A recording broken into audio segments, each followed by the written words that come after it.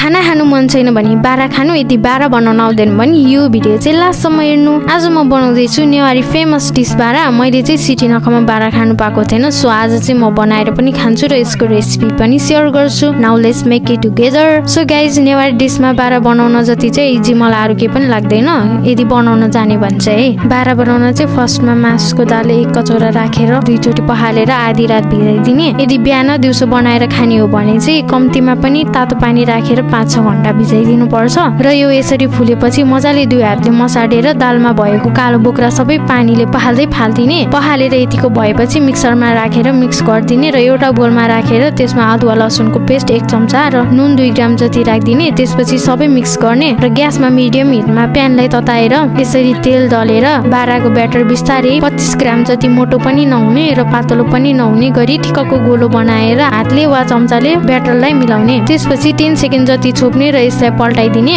र रेडी भयो नर्मल बारा। र यसै गरी एक बारा बनाउन मन छ भने फर्स्टमा हालेको ब्याटरको माथि अन्डा राखिदिने। 10 सेकेन्ड छोपेर अन्डा पाकेपछि अन्डा बारा पनि रेडी हुन्छ राइट नाउ। र यस्तै रेसिपीहरू चाहिन्छ भने प्लिज कमेन्ट बक्समा कमेन्ट गर्नु होला है। Thank you for watching.